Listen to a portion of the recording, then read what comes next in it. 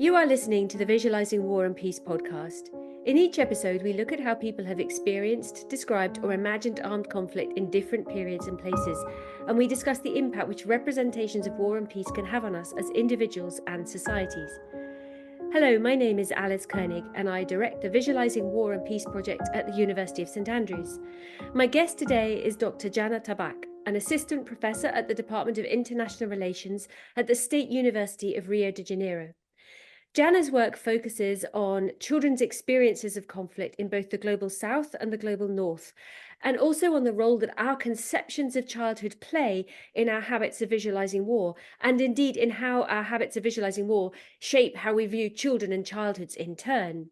More broadly, she's interested in children's political subjecthood and their political becoming, how ideas of children get deployed in global politics, how children's agency as political actors gets constrained by adult frameworks, and what children can contribute to politics, and particularly to discussions of war and peace, when mechanisms for their inclusion work better. Together with Marshall Bayer, Jana has edited 2 influential volumes on children, childhoods and everyday militarisms in 2020, and on childhoods in peace and conflict in 2021. These draw attention to the multiplicity of both real and imagined childhoods, and how different militarisms intersect with and inform different childhoods around the world. Some of Jana's published work focuses particularly on representations and conceptions of child soldiering in different parts of the world. In 2020, she published a monograph called The Child and the World, Child Soldiers and the Claim for Progress, along with a range of other articles on related topics. And her current project is looking specifically at recruitment of junior soldiers in the UK. So Jana, as you know, the Visualising War and Peace project is very interested in the forces that shape children's habits of visualising war and peace in different parts of the world.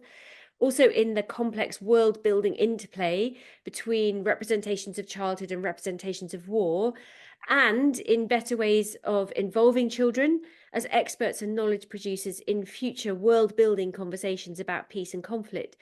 And we feel really lucky to be working with researchers like you and Marshall Bayer and Helen Berents and other experts in this space. So I've got a lot of questions about the important work that you've been doing. But before we dive into them, let me first welcome you to the Visualising War and Peace podcast. Thank you very much for making time to talk to me today. Hi. So I'm keen to talk today in particular about your research into representations and framings of the so-called child soldier. But to start us off, I wonder if I can ask you some slightly broader questions about representations and framings of children in global politics more generally. Together with your colleague Letitia Carvalho, you published an article in 2018 based on the UNICEF Unfairy Tales project, which looks at, in quotes, the fierce battle over the meaning of children for the international arena. And in that article, you track the ways in which the children in UNICEF's videos, forced migrants whose childhoods have been disrupted, are represented as the epitome of vulnerability, in need of protection, and how they're marked as also as carriers of our world's future. So helping them, as you put it, becomes not only an act of humanity, but also an act for humanity. I wonder if we can get going by you just explaining in a bit more detail how children and childhood get constructed in these UNICEF videos as a real case study for that broader phenomenon, just to help us get to grips with wider trends of how childhood is imagined and in fact deployed in global politics. Sure. First, I'd like to thank the opportunity for participating in the Visualizing War and Peace podcast. And your first question is an interesting way of starting our conversation, as it refers to the discussion that I do about the idea of childhood and how it works as one of the main mechanisms for ordering the world. So before answering your question specifically about the UNICEF videos, I'd like to talk a little bit about what I call the world child category, which works as a norm, an international norm. So in order to discuss this category, I identify and work with 3 overlapping and interrelated discourses that articulate the borders of the bounded category of the world child. The first of this discourse includes statements about what could be called a natural child, in which conceptions of children's social and biological needs are established and promoted. Associated to the very idea of children's universal needs, the second discourse produces the world child as being inherently innocent and vulnerable, and as such, the object of international protection. And finally, the third discourse articulates childhood as deserving of investment in the future by expressing concerns about children's development towards becoming productive citizens of society. At the end of the day, these discourses express and reproduce conceptual links between three elements: the natural child, its development and protection, and finally, the international order and its future. Following the discussion introduced by Joe Boyden about the global standard of childhood, the term world child, on one hand, speaks of a general abstract child, as if all children shared an essential set of immutable characteristics, needs, and course of development towards adult. On the other hand, it also highlights and invites us to reflect on the lines of the bounded category of the world, the supposedly broad context within which modern political life has been possible, which cannot be disconnected from a totalizing and abstract child as a model. This is why I insist on hyphenating the concept world child, as it stands for the circularity between the limits that articulate the boundaries of what a normal childhood is supposed to be, and which are instrumental in defining and maintaining a particular version of the world, which is predicated on notions of order and security, and its modern promise of a tomorrow better than today. Going back to the UNICEF videos, Leticia and I argue that children's representation is articulated and authorized through the category of the world child. That is, within this approach, children are conceived as dependent, immature, and irrational becomings. They are naturally in need of protection. For example, the children's needs formulation articulates a specific conception of children as passive, to be serviced, protected, and provided for, rather than to be engaged with as active participants. Unfairy Tales videos represent, for example, Mustafa, Malak, Ivin, as children like the children we know, that is, immature, irrational, vulnerable, developing, facing situations we could hardly imagine ourselves in, exposed to violence, alone, helpless. The more their stories are described as deviations from a normal childhood, the more vulnerable they become, what in the videos turn them into children at risk and reinforces the need, like a human obligation, to protect them.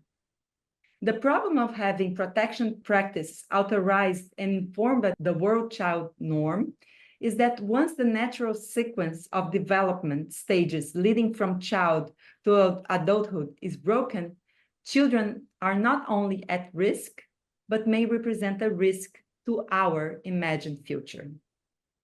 Really interesting there, Jana. Thank you so much for helping us understand these three layers or three categories of child: the natural child, the world child, and then this investment in a future that might be better than the world that we have. And that really helps us understand the labor that the concept of childhood does in our global politics, in our international politics, and the way in which that frames children themselves in very particular ways. And that brings me on to a sort of follow-on question. You make a really important point just in your conversation just now, and also in your article, that these representational practices, so the political investment in children as vulnerable, but also as future adults, can exclude children as political subjects in the present, while including them as potential citizens in the future. And then also very troubling is how this really ambivalent understanding of childhood as a site of vulnerability, but also future potential or risk, as you say, actually can end up othering children like forced migrants whose childhoods deviate from this supposedly happy or supposedly normal norm, as it were. So I wonder if you can just say a little bit more about this othering, this sort of exceptionalization of certain kinds of childhood experience, or as you put it in the article, the way in which these UNICEF's unfairy tales invite humanity to open the door to children, but only to a specific kind of imagined child. Yeah. So specifically on other childhoods or other children, my research has focused more on children who participate in wars, more than refugee children.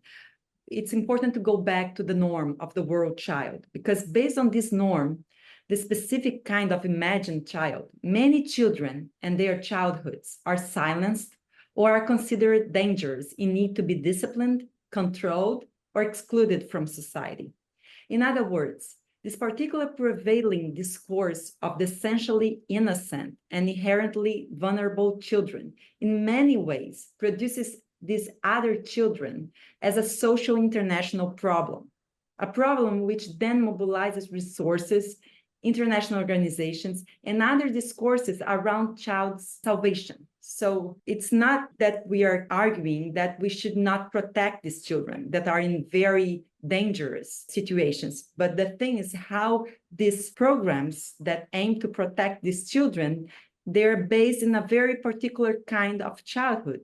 Many times, these programs are not going to answer what these children are demanding because it's not for them. It's directed to a specific kind of child, this imagined childhood or the world child. So an idealized child, an idealized childhood, and in focusing on that and turning that into the norm, then actually some of the children who are most at risk in the world because their childhoods don't conform to that norm are by definition potentially excluded or treated in ways that don't necessarily resolve the challenges that they're facing and that actually figure them as threat or as risk to world order, to local world order, to global world order.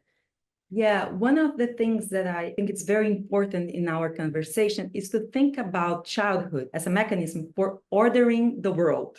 Mm-hmm. It's not only how the world depicts the child or imagines the child. That's the discussion that Joe Boyden started decades ago, but like the global standard of childhood. But what I'm trying to do here is to think about childhood as a mechanism for ordering the world. Not the only one, but a very important one. So when these children deviate from this idea or this norm, it's not only a risk to themselves, but a risk to the world and how should function. Yeah. So really important, as Marshall Bayer would say, to disaggregate children from the concept of childhood. And that enables us to look at the concept of childhood and the imagined child as this mechanism for, in many ways, I suppose, perpetuating a certain kind of world order that privileges certain kinds of people. In the article that we've been discussing as just now, you are arguing very strongly against the reduction of conceptions of childhood to one idealizing model and really underlining the need for us to pay attention to the diversity of childhoods and children. And that's very much at the heart of the 2 edited volumes that you've published with Marshall Bayer.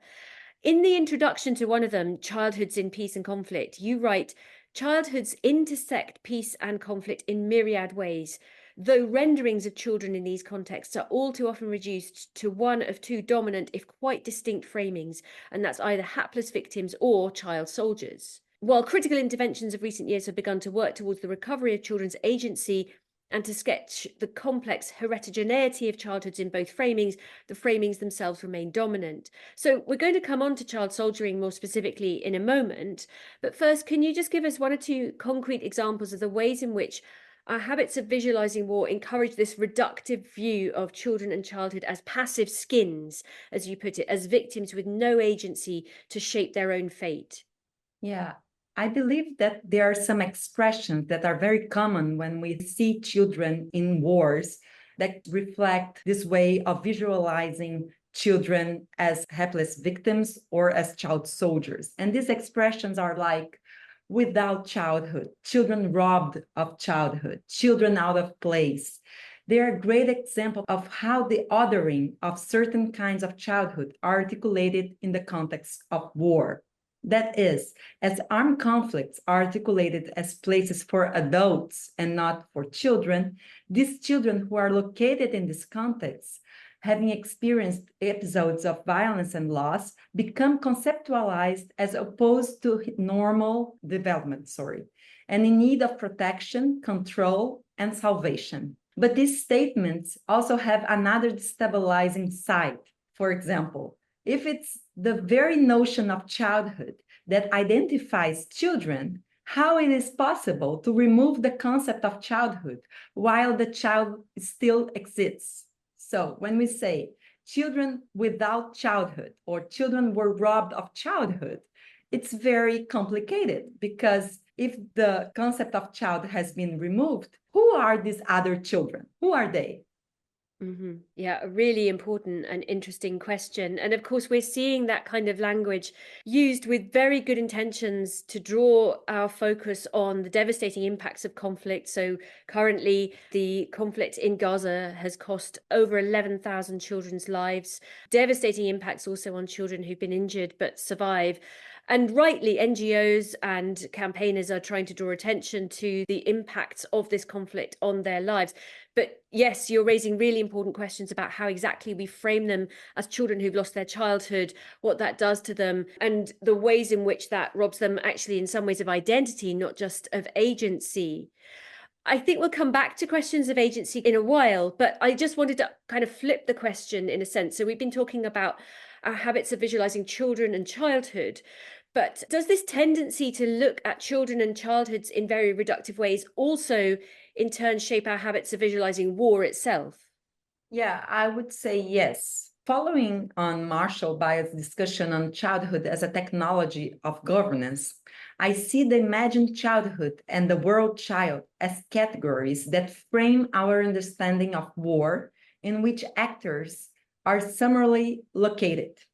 For example, when child soldiers are framed as deviant children, not only these children are articulated as an international problem, an international emergency, but the war in which they are involved is also framed as an illegitimate one, as a chaotic or barbaric war. That is, a chaotic space where international rules are not followed, and the distinction between legitimate war and violence is completely blurred. This point connects to my research that we are going to talk in a little bit, my recent research on the contradictions among the narratives about the military recruitment of children in the global south, where these chaotic wars are said to be present, and the global north, where the war is considered a legitimate one.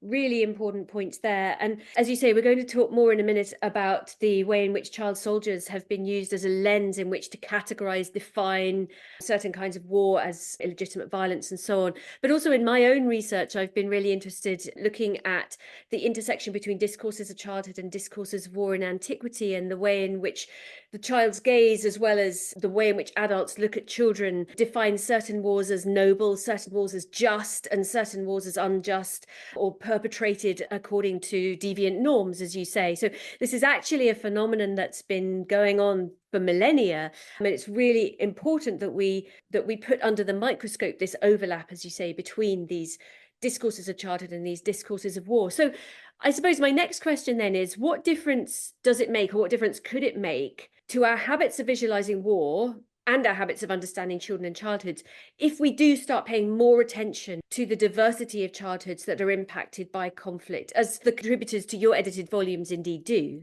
So it makes the narratives about war and about children much more complex. Paying attention to the diversity of childhoods opens rooms to problematizing the boundaries or lines that organize what we believe war and children are or must be. That is, rather than thinking about children in terms of robbed of their childhood or children without childhood, I rather work with the idea of what I call children between boundaries, in which the limits of childhood are not only flexible, but are also constructed for and by the children themselves.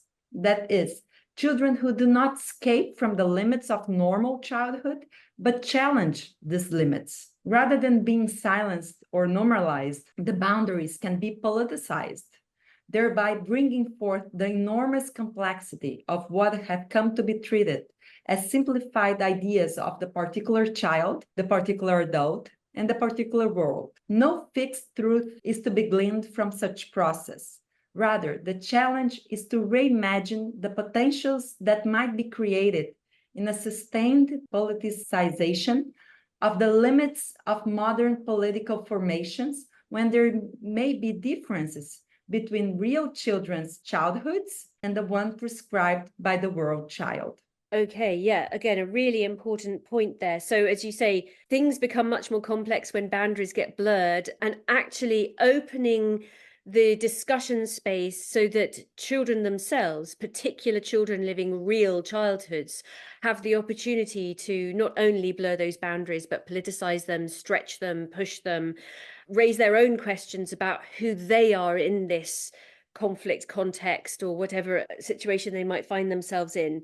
I think we'll come back in a bit to the question of how we include children's voices more and make sure that they are co-producers of our increasingly complex knowledge about the definitions of war and conceptual habits of visualizing war and childhood.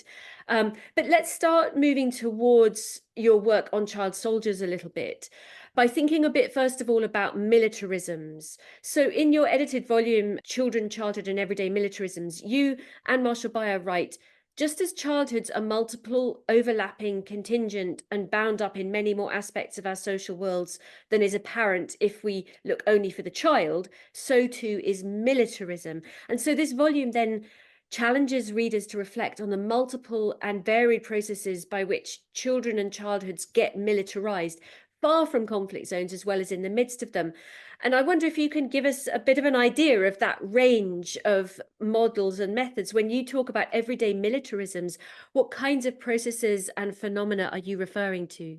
Sure. So it's important to first clarify what we understand as militarism. So we view militarization from a broad perspective, which subsumes not only the military recruitment of combatant children by state and non-state forces, but also a complex set of practices that contribute to the production of a militarized society in which people come to believe in and naturalize and even privilege military solutions to political problems. As Laura Shepard argues, militarism is a way of thinking about political issues that structures a society's understanding of violence through a prism of acceptance of the use of force and the valorization of military institutions.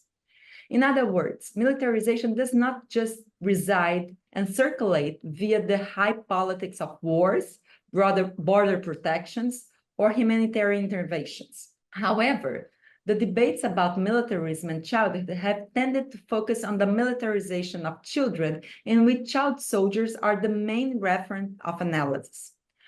Considering these limitations, Marshall Bayer and I tried to take a critical view of how militarized experiences of childhood risk upsetting the parameters of what is made normal and acceptable in the everyday. Thinking about the relationship between children, childhoods, and militarisms opens space in which to explore not only children's participation in armed conflict, but also how different modalities of war shape the daily lives of children and youth, including in contexts far from conflict zones. So regarding the process that we are considering, of course, we are considering military recruitment of children, children's participation in armed conflict, but also militarism and school curriculum, toys and militarization, so video games and other kinds of toys and play and how it intersects of militarisms. We are also thinking about youth, drugs, and militarisms, the relationship of militarism to gendered childhoods, race, childhoods, and militarisms, urban violence, and youth gangs, how children and militarism is connected to pop culture and consumer culture, juvenile justice, and how it's related to militarism, and children and the militarization of language as well. So these are some of the examples that are considered process of everyday militarism that were considering in our special issue. Thank you, Jana. And yes, you sketch a huge range of media and spaces where that kind of everyday militarism occurs and takes place. As I've noted, one of the contributions that your work has been making is to challenge these habits of visualizing children as passive objects of adult framings. And in doing that, you and Marshall Bayer and others as well place a lot of emphasis on identifying and recovering children's agency and indeed children's active, engaged political subjecthood. So rather than seeing them simply as passive victims of this militarism, you're interested in what they do to resist it as well and their role in engaging with it. And you talk about this in the introduction to Children, Childhoods and Everyday Militarisms, Positioning children's subjectivity more centrally rather than engaging them as only as objects of militarization draws attention to how children resist or participate in processes and practices of militarization. So I wonder if you can say a little bit more about these forms of resistance or active engagement that you've observed with militarisms and everyday militarization. First, it's important to emphasize how the diversity of child soldiers' war experiences, including forms of resistance or active engagement, is silenced when children are articulated within the static framework of victimhood or as a threat to national and international security. So, for example, the ideological commitment of many girl soldiers of Frelimo in the Mozambican War, and how empowered they felt while in war rather than victimized by the conflict, which was very well highlighted by Harry West, are vanished through this particular frame of child soldiers as either victims or as dangerous beings. Specifically on the relationship between children and violence and how they engage in conflict, Mark Drummond, for example, emphasizes that a considerable diversity arises among child soldiers' experiences in war, which is also silenced through this dominant representation of the child soldier. So while some of them lie, for example, to manipulate their commanders to avoid killing and refuse to be combatants, others torture, kill, and rape to navigate the militarized hierarchies and to survive in the context of war. So these kind of experiences that are very diverse and very plural are completely silenced when we read the story about the child soldier as a victim to be saved or as a dangerous being to be controlled and disciplined. When we problematize the boundaries of this narrative is how we can have access to these other experiences that are happening on the ground. Yeah, other experiences that are not only happening, but are things that we really do need to reckon with and think through in order to help respond and so on. As you've alluded to here, the term child soldier does conjure up very particular images in people's mind. The reductive term child soldier draws on some very particular narratives that have become dominant, as you say, that exclude these diverse experiences, these pluralities. So in your experience, how do most people tend to visualize so-called child soldiers, a term obviously which in theory combines two incompatible concepts, childhood and soldiering? Yeah, it's interesting to note how I'm hyphenating child soldier as well, but in a different movement from the one that I did with the category of the world child, because here the hyphen is to highlight the contradictory when you put these two concepts together, the child and the soldier. So the child soldier is visualized as a problem of international security, and children's participation in armed conflicts is defined as an emergency in urgent need of solution. The boundaries of this emergency arise from the Western imagination of the African child soldier and articulated through static but not fixed images of victim, monster, or dangerous being, and the redeemed hero. The representation of the child at risk, or the child as innocent victims, concentrates on the idea of them as being abused by adults.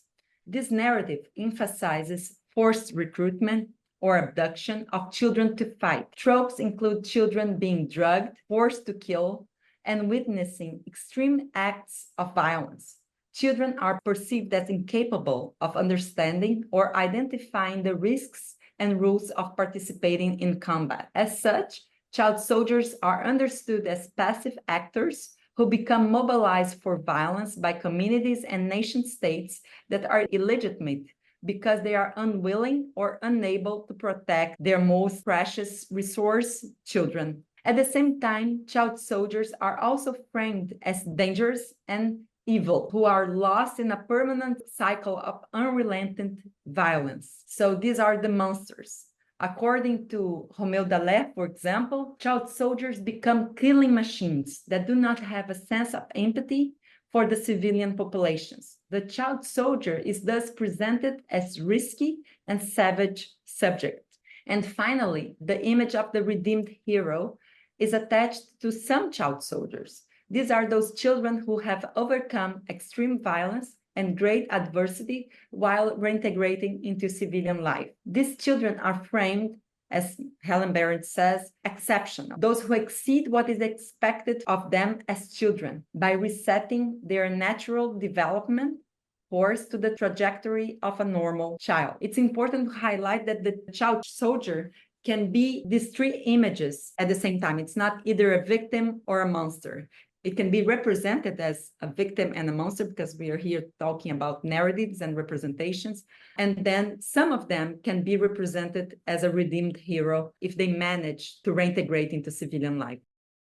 Okay, so really important points there, Jana, about the combination of these, in some ways quite paradoxical or quite mutually incompatible understandings and representations of child soldiers as both victims and aggressors, both villains and heroes in need of rescue, but also beyond rescue somehow in some contexts. So how does this insistence then on both vulnerability and deviance actually influence policy responses to child soldiering as you've put it, an international emergency, and indeed also to their treatment and their integration after conflict, after they've become adults, after they've stopped being soldiers as well? When child soldiers are framed as these pathological becomings, this opens the way for them to be articulated as exceptions, thereby confirming the need for urgent interventions in the name of securing not only their lives, but the international order. Little time is given over to critical reflection on how to deal with these emergencies. The problem has to be solved, and it has to be solved straight away. In the name of the best interests of the child, a myriad of interventions has populated the international security and human rights agenda since the publication of the Michel Report in 1996. In their bid to save child soldiers or to bring them back into the civilized world, international treatment and investment in children's integration are marked by a discourse of care, protection, empowerment, and participation, in which the world child is held up and reproduced as the norm. The two images of the child soldier that we just mentioned, the hapless victim and the dangerous monster, make it possible to think about the international actions that work as mechanisms for controlling any risks coming from these deviant children. One example of this approach is the United Nations Release and Reintegration Program, which invests in child soldiers' transition and reintegration into civilian life by aiming to restore them to a normal course of development. The goal of reintegrating them into civilian life is intended to return lost childhoods, children robbed of their childhood, through what we can think of as a machine that puts child soldiers in one end and produces a particular model of the childhood at the other. From monsters and hapless victims, they become redeemed heroes who, after leaving their armed group and receiving training at an international rehabilitation center, are then capable of choosing what they want to be and doing something forward-looking. Or to put it simply, they are capable of being a normal child again. Within this formulation, Susan Chapler, who is an anthropologist and has been doing work on child soldiers in Sierra Leone, for example, affirms that the ideal trajectory in the life course of a child soldier would be, first, normal village life, then abduction, then in the bush, fighting, then demobilization, rehabilitation, family tracing, reunification, and then reintegration, and therefore back where the child started, that is, as a vulnerable, innocent, and immature child. At the end of this process, not only the child is saved, but the promise of a good future for the world is also secured. And that's a theme that's coming through in a lot of your answers, the ways in which our definitions and our habits of visualizing children and childhood, particularly in relation to conflict, up to a point have the child's interests at heart, but also very much have world interests, have international order, the interest of international order at their heart. And you're really helping us to look at some of these habits and some of this normalization in very, very critical ways. We've had another podcast guest on the podcast recently, Jeremy McMullen, who talks about reintegration, rehabilitation processes for adults, and the fallacy of this return, this idea that return posits a journey that, as you've sketched, that takes people back to a pre-war state, and for child soldiers takes children back to their childhood, their sort of innocent, normal childhood state. And that is a dream, it is a fallacy, and it erases the life-changing experiences that they've had, and erasing them means that we don't help them deal with that. So we've been talking about the research that you're doing that draws attention to the narrow flattening habits of visualizing child soldiers. And you mentioned already that some of those flattening habits are very much focalized around child soldiers in Africa and the focus on child recruitment and participation in the global South generally. And as you rightly underline, actually, experiences of child soldiering are very much more diverse than we tend to think. And recruitment of young people for participation in armed conflict happens in lots of different contexts and lots of different places.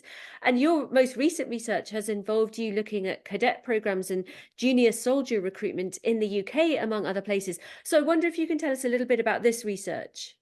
Yeah, this is the next phase of my research. I've been focusing on the narrative of the child soldier, and now I'm thinking about these other processes of military recruitment of children, specifically in the global north. I'm still in the very beginning of this new research project, but my plan is to investigate the narratives of military recruitment in the global north, beginning by the United Kingdom case, in order to problematize the lines or limits that organize what we understand not only as childhood, but also as war, which I argue are both modern categories that structure and organize the world, the idea of the world, and its promise of a good future. So this project involves a discussion about the process of militarization, what is meant by militarization, and the relationship between militarization and childhood, militarization of childhood. But also it involves doing some interviews in the UK with junior soldiers, with people in the military, so I can understand how war is being constructed as a space that can be safe and good for children or youth. And also I'm going to do some interviews with other people in the British society that are against the military recruitment of children, but also celebrate this kind of practice, to understand how the society is being structured and organized by a particular idea of what is war, what is militarization, and what is childhood. So based on what I've done regarding the narrative of the child soldier, the idea is to see how these discourses can be different, but also based on the same idea of the world child. So how this category of the world child, or the specific kind of childhood, authorizes these discourses about, or these different stories about military recruitment of children, depending on which war these children are involved in, who the recruiter is, if it's a legitimate state or a state that is considered a barbaric one. So these are some of the categories that I'm trying to explore and mobilize in this new research project. And it sounds like this research is likely to break open lots of habits of visualization. So really get us thinking about who we class as child soldiers and what the difference is between child soldiers and junior soldiers, using both quotation marks around both.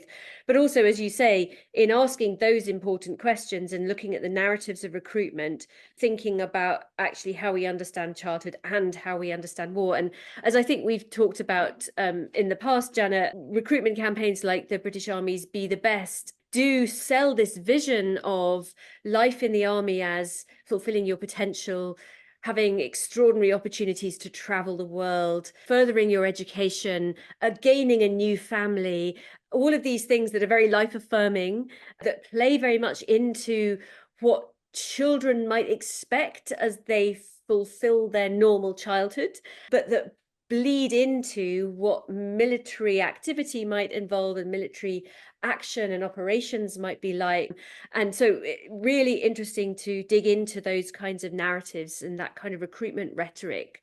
Why do you think, and I say we in the UK, we in the global north in particular, are determined to make such a conceptual distinction between junior soldier recruitment in the UK and ideas of child soldiering in other parts of the world? And what difference does it make if we actually try to understand them as both facets of the same phenomenon, the militarization of childhood? Yeah, I completely agree with you that they are both facets of the militarization of childhood. The way that we frame the child soldier and the junior soldier are part of our understanding of this process of militarization of childhood. That's why it's so important to explore everyday militarism and how it structures a society understanding of violence and war and who can participate in these wars. So by exploring the categories of war and childhood, it's possible to analyze the distinctions between the junior soldier recruitment in the UK and the representation of the child soldier. So through these two examples, the idea has been to show how children's engagement in war, it's not only about their participation in war, because when I was doing my research about the child soldier, I thought the problem was children holding guns. That's the problem. So that's why the child soldier is an international emergency, because it's children who are holding guns, and because of that, they're dangerous and they're putting the world at risk. But when we see the movements in not only in the UK, but also in Australia, Canada, that celebrate the participation of youth in the military, then I started questioning myself that the problem is not only the connection between child and soldier. It depends on where we see the war, where we see the recruitment, what the war promises to secure. So if it's the war that the UK and the US are doing in Iraq or Afghanistan to fight against terrorism, is different when children are engaged in wars in Sierra Leone or in the DRC, for example. So it depends on what is the project, what it promises to secure, and also who is recruiting. So if it's the UK that is recruiting, that is it's considered a responsible state, then children are safe, because it's interesting to see how the spaces of childhood are adapted. For example, when we think about the imagined childhood, the spaces of childhood are the family space, the family context, the school, and the playgrounds where children can have fun. But then when we look at the testimonies of junior soldiers or the families saying how thankful they are to the military, is because that space where children are being trained to become soldiers, they are going to learn something, they're going to be prepared to life, they're going to play, make good friends. So the spaces of school and family context are incorporated by the military. But this can only happen if the state is a responsible one. This cannot happen in the DRC. This cannot happen in Sudan or in other places that are considered dangerous places or fragile states. So that's why I think it can be a very interesting project to navigate and explore these discourses or stories about the military recruitment in the global north and in the global south, and also problematizing this idea of global north and global south as well. Yeah, and you're really drawing attention there to the double standards, the hypocrisy in some ways of making these distinctions between states that we deem responsible, where child soldiering is an opportunity to continue learning and playing, and armed forces that we deem illegitimate, and places that we think of as you've put it, more barbaric, as places where child soldiering is the international emergency that you've talked about. It's clearly really important research. As I say, it's strongly challenging the not only habits of visualizing children, habits of visualizing war, but really challenging the norms by which we structure our world and conceptualize our future as well. So talking of the future and thinking about future research on the intersection between children, childhoods, peace and conflict, what plans do you have? What areas of research do you think are particularly urgent going forward? So I think there's still a lot to explore in terms of the militarization of childhood, not only in terms of the practice of military recruitment, that is the focus of my research, but I think exploring militarization of childhood in other spaces. That was one of the focus of that special issue I organized with Marshall Bayer. So I think this is a very important agenda, and it needs to be explored. And also exploring childhood as a technology of governance, as Marshall Bayer has argued recently, or how the category of world child organizes a kind of world.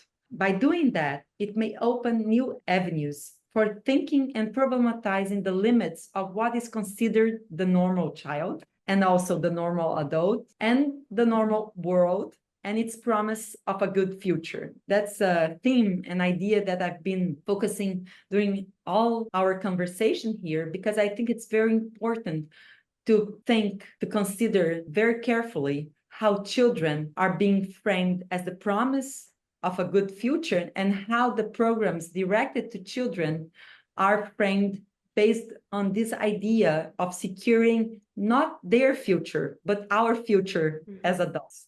Very important point again there. You've shown us a range of ways in which critiquing our habits of conceptualizing children in war might open up new ways of thinking about and building towards a better future, but a better future for everyone, as you say, not just our future as adults who are trying, in a sense, to reinforce and perpetuate the norms that work for us.